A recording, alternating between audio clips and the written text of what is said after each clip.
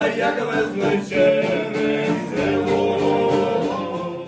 spirit is unbelievable now, but in peacetime, it's going to be unreal.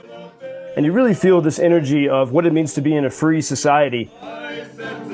When the Russians are unable to control a city near the front line, they just hit it with shells day and night.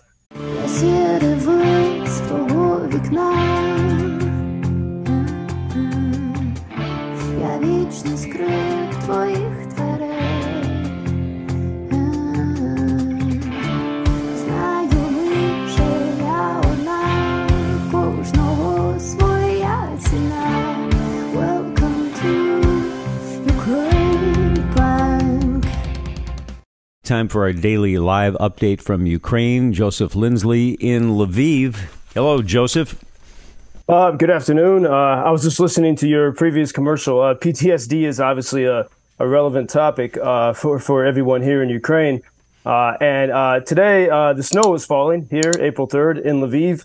I was just eating at an Odessa-style Jewish restaurant with some fish paste called forschmark, hummus, beef tongue, fresh pita, labna, which is like a yogurt cheese. And my friend I was having lunch with said, "This is great hummus. Do you think there will be a missile attack today?" And, that's Wow. sort of, life goes on still, but always this, wondering what's going to happen. It's been about 20 days since the last nationwide missile attack.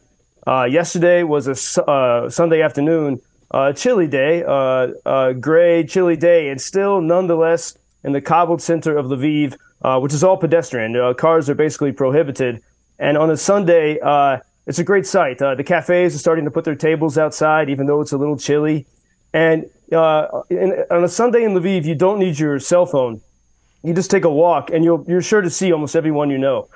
People walking and sitting on the benches, talking, singing, dancing. I passed a group of about 10 old people, probably in their 80s, that were standing up and singing together. They do that every Sunday. And then around the corner, you hear young people playing brass in a brass band.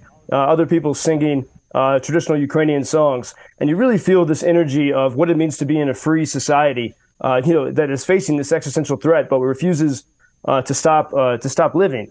And afterward, I went to the Cafe Fazet, from which I've reported to you several times. And some friends gathered, including a musician from Ohio, and they were singing these fierce traditional chants of the people of the Ukrainians of the mountains and of the Cossacks from the wild fields in central Ukraine. And the other customers join in. Really, it was about 2 hours of singing. They even added some Irish and American tunes, including a song by the great Chicagoan John Prine. And so, these moments, when there is a time of calm in a city like Lviv, these moments give people strength. But still, the tears are not far away. A friend who manages a coffee shop, she posted yesterday on Facebook, "How good is it that I am not afraid of death, and I don't ask if my cross is heavy." Another friend, which is appropriate for this week, where many people in the world will celebrate Easter. And then another friend in Lviv wrote, "A lot of the really best people have died, so we have no choice but to become the best ourselves." And I think that these attitudes really, reveal how everyone is digging deep to find strength, because as this drags on, it's hard to plan for the future. And there's a great heaviness, but people are encouraging each other. Meanwhile, in Bakhmut, the fight still continues. Last night, the Wagner group, which is a Russian mercenary group, they claimed that they raised their Wagner flag over the city hall in Bakhmut. Ukraine disputes this. By all accounts, about half of the city, including the center of the city, is full of intense street fighting. And there was maybe about 15 miles from Bakhmut, there's a city called, and I'm going to mispronounce the name a little bit, Konstantinivka. I said it correctly, 15 miles from Bakhmut, which is deeper into Ukrainian-held territory. But the Russians have been absolutely pummeling that city. I just saw 4 videos from there, and it's starting to look like Bakhmut. And so we see when the Russians are unable to control a city near the front line, they just hit it with shells day and night. And then the Russians also, over the past 24 hours, bombarded, they had 20 different strikes on in the Kherson region, including the city of Kherson, which that city has been liberated, but they continue to face almost daily Russian strikes on the center of their city.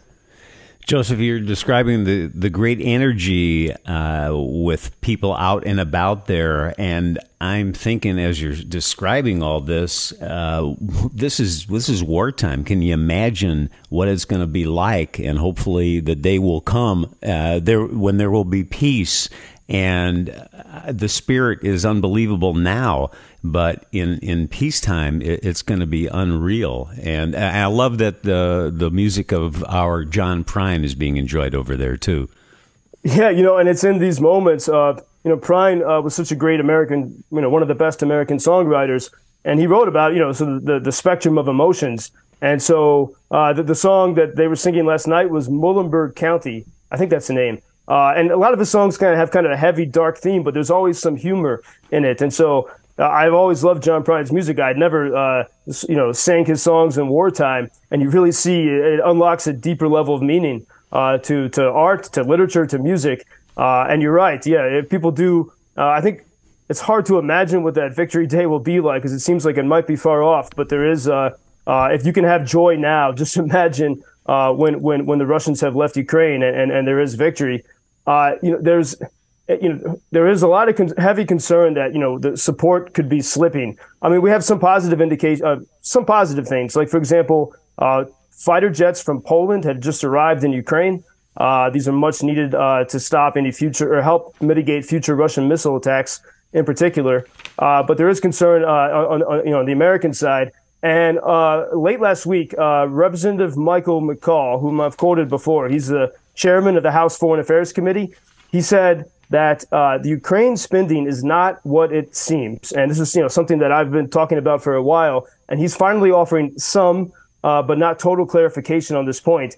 He said of the $113 billion appropriated across 4 supplemental packages, approximately 60% of that $113 billion allegedly for Ukraine is actually going to and I'll quote him now, going to American troops, American workers, and to modernizing American stockpiles. In fact, he said only 20% of the funding is going directly to the Ukrainian government in the form of direct budgetary assistance. And so I think this helps clear up, because when people hear these enormous numbers, a lot of people, life is difficult too in America, and prices are high, and people get tired. They think they're sending too much money to Ukraine. But 60% of the money that we hear is going to Ukraine is actually going to staying within America.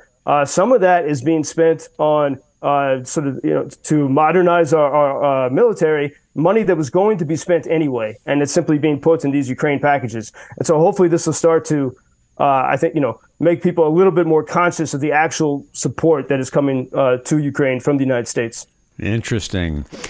Joseph Lindsley in Ukraine, and I love your story today in the cafe. It's the commentary there. This is great hummus. Think there's going to be a missile attack today? A life where you are in wartime. Unbelievable. We'll talk tomorrow. Peace. Until tomorrow, Bob. Thank you. Yes, sir. Thank you for introducing Ukraine on your social media pages. That's very important that much more people can get more information about the situation here and how everybody can help Ukraine to stay stronger and to save all the world. Well, which side are you on? На чьей ты стороне? Come on now. Oh, which side are you on? На чьей ты стороне?